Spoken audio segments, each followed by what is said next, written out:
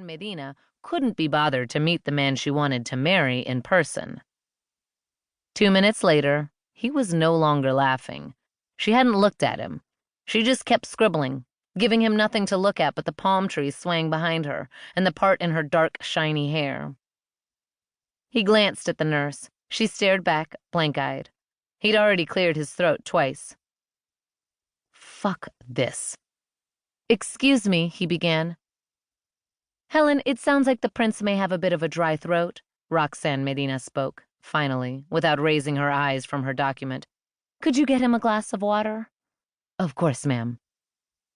As the nurse headed to a decanter, Mateo said, "I don't need water. I'm trying to find out." Roxanne Medina raised one delicate finger to the screen.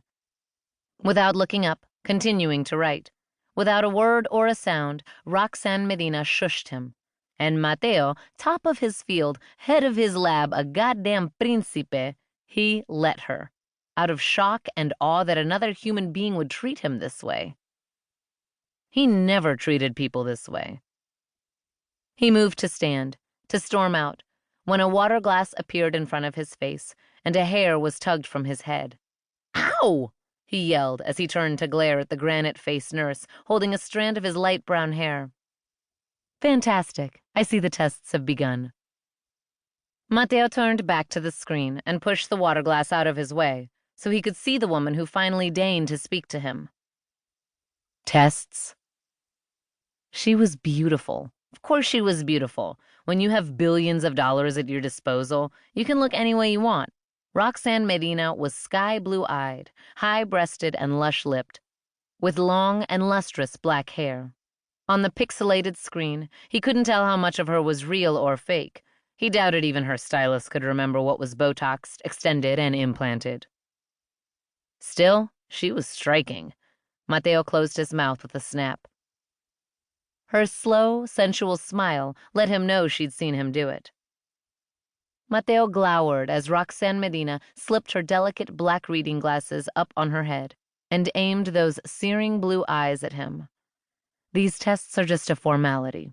We've tested your father and sister, and there were no genetic surprises." "Great," he deadpanned. "Why are you testing me?" Her sleek eyebrows quirked. "Didn't your father explain this already?" A tiny gold cross hung in the V of her ivory silk top. "We're testing for anything that might make the golden prince a less than ideal specimen to impregnate me." Madre de Dios. His father hadn't been delusional. This woman really wanted to buy herself a prince and a royal baby. The king had introduced him to some morally deficient people in his life, but this woman? His shock was punctuated by a needle sliding into his bicep. "Joder!" Mateo yelled, turning to see a needle sticking out of him, just under his t-shirt sleeve. "Stop doing that!" "Hold still," the devil's handmaiden said emotionlessly, as if stealing someone's blood for unwanted tests was an everyday task for her. Rather than risk a needle breaking into his arm, he did stay still, but he glared at the screen. "I haven't agreed to any of this. The only reason I'm here is to tell you no." The king promised. My father makes a lot of promises. Only one of us is fool enough to believe them. She took the glasses off entirely, sending that hair swirling around her neck, and slowly settled back into her chair. The gold cross hid once again between blouse and pale skin. She stared at him the way he stared at the underside of grape leaves to determine their needs. Finally, she said, "Forgive me. We've started on different pages. I thought you were on board." Her voice, Mateo noticed, was throaty with a touch of scratch to it. He wondered if that was jet lag from her tropical location, or did she sound like that all the time?